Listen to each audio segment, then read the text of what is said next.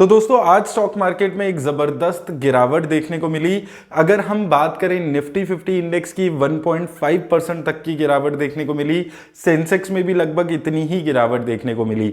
Banking sector के index में 2% से ज्यादा की, मिड कैप में भी देखेंगे तो आप 2% तक की गिरावट, और उसके साथ साथ स्मॉल कैप इंडेक्सेस में भी गिरावट देखने को मिली है।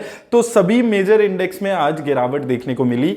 उसका सबसे बड़ा रीजन जो हम पिछले 2 दिन से बात कर रहे हैं वो रहा जो यूएस में सिलिकॉन वैली बैंक के साथ हुआ, बैंक फेलियर हुआ, उसका इंपैक्ट इंडिया की मार्केट में भी यहां पर आते हुए नजर आया है। उसके साथ साथ आज एक और बैंक फेल होते हुए नजर आया है। सिग्नेचर बैंक के नाम से बैंक चल रहा था यूएस में। यहां पर लगभग $100 बिलियन के आसपास के डिपॉजिट थे, तो यहां पर भी टेक ओवर हो चुका है ऑलरेडी। तो यहां पर अब अगर आप देखेंगे पिछले एक हफ्ते में यूएस के 3 टोटल बैंक्स हैं जो अभी तक फेल हो चुके हैं। अब इस वजह से जो एक डर है वो हर जगह यहां पर फैल रहा है। और जो हमने बात की थी मार्क टू मार्केट लॉसेस जो सभी बैंक्स को हो रहे हैं, $600 बिलियन के आसपास के मार्क टू मार्केट लॉसेस अभी यूएस के सभी बैंक्स को मिलाकर हो रहे हैं। अब लॉसेस कैसे है, ये एसवीबी बैंक का पूरा क्या सिस्टम था, क्या क्राइसिस था, इस पे मैंने 2 दिन पहले वीडियो बनाई थी। अगर आपने नहीं देखी है तो आप जाकर वो वीडियो देख सकते हैं। उसमें मैंने डिटेल में आपको समझाया है कि ये जो एसवीबी बैंक है इसका सारा क्राइसिस कैसे आया है और इसका मार्केट पे कैसे इंपैक्ट होगा। अब दोस्तों ये जो बैंक का क्राइसिस हुए हैं, 3 बैंक्स के क्राइसिस हुए हैं, इसकी वजह से अब ये एक डर लगने लगा है कि हो सकता है आने वाले टाइम में धीरे धीरे ये ऐसा ना हो कि स्टार्टअप्स पे इंपैक्ट आए और बैंक्स में इंपैक्ट आए। तो उस वजह से ओवरऑल स्टॉक मार्केट में गिरावट आ रही है और यही चीज अभी सारी ग्लोबल मार्केट्स में इंपैक्ट डालते हुए नजर आई है। अब कल यूएस के सीपीआई के नंबर्स आने वाले हैं।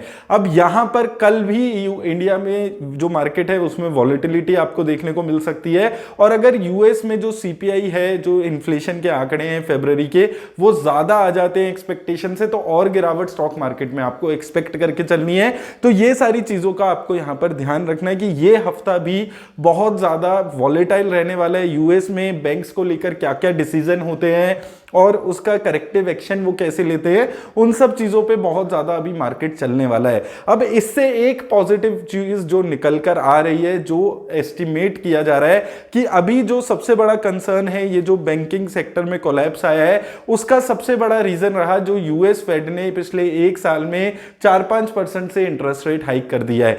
तो अब जो मेजर एक्सपर्ट्स हैं वो ये मान रहे हैं कि हो सकता है मार्च 2022 में यूएस फेड अपना इंटरेस्ट रेट हाइक ना करे या सिर्फ 0.25% से ही हाइक करे, वो पॉज करे, क्योंकि ये जो बैंकिंग सेक्टर में कोलैप्स है इसका सबसे बड़ा रीजन जो इंटरेस्ट रेट में लगातार हाइक हुआ है, जो लिक्विडिटी का क्रंच हुआ है, उसके लिए हुआ है। तो अगर ऐसा होता है तो ये भी चीज मार्केट के लिए एक पॉजिटिव नंबर की तरह निकल कर आएगी। वो हमें अभी 1-2 हफ्ते में ये चीज का आइडिया मिल जाएगा और कल इन्फ्लेशन के जो नंबर्स आएंगे उससे एक और बेटर आइडिया मिल जाएगा कि आने वाले टाइम में और कितना गिरावट यहां पर स्टॉक मार्केट में आ सकती है। अब दोस्तों काफी सारे लोगों का सवाल आता है कि अब इस मार्केट सिचुएशन में क्या करना है। तो अगर आप बिल्कुल नए इन्वेस्टर हैं, स्टॉक मार्केट में शुरुआत कर रहे हैं, तो ये एक अच्छा मौका है जब स्टॉक मार्केट में आप अपना पोर्टफोलियो बनाना शुरू कर दें। गुड क्वालिटी कंपनीज में इन्वेस्ट करिए। अलग अलग हमने बात की है स्टॉक के प्राइस लेवल पे जिनमें आपको इन्वेस्ट करना है। कल उस पे मैंने डिटेल वीडियो ऑलरेडी डाली हुई है, तो वो आप जाकर देख सकते हैं। स्टॉक स्पेसिफिक कहां तक गिरावट अगर स्टॉक में आती है तो आपको परचेज करना अपना शुरू करना है, कौन से स्टॉक्स को वॉच लिस्ट बनानी है, वो सब चीजें। तो अगर आप एक नए इन्वेस्टर हैं, एक अच्छी अपॉर्चुनिटी यहां पर आ रही है। लेकिन साथ में आपको यह भी याद रखना है कि मार्केट बहुत ज्यादा अनसर्टेन है, जो इकोनॉमिक कंडीशन चल रही है वो बहुत ज्यादा अनसर्टेन है। तो यहां से कितना गिरावट और आ सकती है ये भी कहना बहुत ज्यादा मुश्किल है।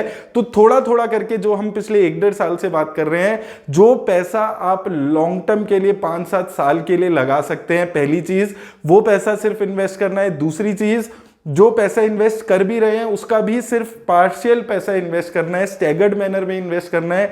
10 से 15% पैसा हर 1000-1500 पॉइंट की गिरावट में आपको इन्वेस्ट करना है। तो अगर आपने 17,500, 17,400 तक जब मार्केट गिरी थी उस वक्त कुछ भी पैसा इन्वेस्ट नहीं किया था, तो एक इंस्टॉलमेंट आपकी जानी चाहिए। अगर आप एक ऑलरेडी इन्वेस्टर हैं, तो आपकी एक इंस्टॉलमेंट म्यूचुअल फंड्स में या जिन कंपनीज में आप इन्वेस्ट करना चाहते हैं उनमें इस वक्त आपकी जानी चाहिए। यहां से और 1000 पॉइंट अगर मार्केट गिरती है तो उस टाइम पे फिर हम 10-15% और पैसा यहां पर इन्वेस्ट करेंगे। लेकिन ये एक टाइम आ चुका है जब आपको कुछ पैसा स्टॉक मार्केट में लगाना है, क्योंकि देखिए कितना मार्केट गिरेगा, कब तक गिरेगा, ये कोई भी बता नहीं सकता है। तो हमें अपनी जो इन्वेस्टमेंट स्ट्रेटेजी है उसको इसी हिसाब से बनाकर चलना है कि हम थोड़ा थोड़ा पैसा हर मार्केट की कंडीशंस में इन्वेस्ट कर पाए, और जब मार्केट में रिटर्न्स आए तो हमारा वो जो नीचे लेवल्स पे पैसा लगा हुआ था उसमें एक अच्छी रिटर्न्स हम कमा सकें। और ये मौका है, अगर आप एक इंडेक्स फंड में इन्वेस्ट करने वाले इन्वेस्टर हैं तो ये एक अच्छा मौका है कि आप कुछ अपना पैसा कुछ स्टैगर्ड मेथड में अपना टॉपअप लमसम यहां पर इस मौके पर इंडेक्स फंड में करने के बारे में सोचें। और इस मार्केट कंडीशन में, जैसे मैं हमेशा बात करता आया हूं, इंडेक्स फंड में एसआईपी कराने से बेटर तरीका है इन्वेस्टमेंट का कि आप ऐसे हर 1000 पॉइंट की गिरावट में कुछ पैसा उस इंडेक्स में डाल दें, क्योंकि ये मार्केट में अगर आप एसआईपी करा रहे हैं इंडेक्स फंड में तो 18,500-600 पे भी आपकी एसआईपी जा रही होगी, 18,000 के लेवल्स पे भी लगातार एसआईपी जाती है। लेकिन इससे बेटर ऑप्शन है कि जब आप मार्केट को समझ पा रहे हैं, आपको दिख रहा है मार्केट में लगातार गिरावट आ रही है, तो उस मौके पे आप एक छोटा लमसम यहां पर टॉपअप इंडेक्स फंड में कराएं। और स्टॉक्स के लिए सेपरेट वीडियो ऑलरेडी कल मैंने बनाई थी, वो देख लें। आने वाले एक हफ्ते में मार्केट और ज्यादा वॉलेटाइल रहेगी, तो उसके लिए मेंटली प्रिपेयर रहिए। हो सकता है कल मार्केट 1-1.5% ऊपर चली जाए, फिर परसों सीपीआई के रिजल्ट आएंगे जो कल शाम को आएंगे, उसके बाद हो सकता है और गिरावट आ जाए। तो वॉलेटिलिटी बहुत ज्यादा रहने वाली है, डेटा डिपेंडेंट रहने वाला है, न्यूज कैसी निकल कर आती है, क्या डिसीजन यूएस लेता है, उन सब सिचुएशन पे इस वक्त मार्केट रन हो रही है, इसलिए इतनी ज्यादा वॉलेटिलिटी दिख रही है। तो इन सब चीजों का ध्यान रखिए अगर आप स्टॉक मार्केट में इस वक्त इन्वेस्ट कर रहे हैं। लॉन्ग टर्म इन्वेस्टर के लिए, जैसे मैंने 2022 की शुरुआत में ही बोला था, 2022-2023 ये मौके हैं थोड़ा थोड़ा करके गुड क्वालिटी की कंपनीज में इन्वेस्ट करने में, अच्छे म्यूचुअल फंड्स में नीचे की एनएवी पे इन्वेस्ट करने में। लेकिन आपको अपनी स्ट्रेटेजी राइट रखनी पड़ेगी, चाहे आप लॉन्ग टर्म इन्वेस्टर भी हैं तो भी आपको स्ट्रेटेजी राइट रख के अपना पेशेंस लेवल को ज्यादा रख के इन्वेस्ट करना होगा। उम्मीद करता हूं हेल्प होगी। धन्यवाद।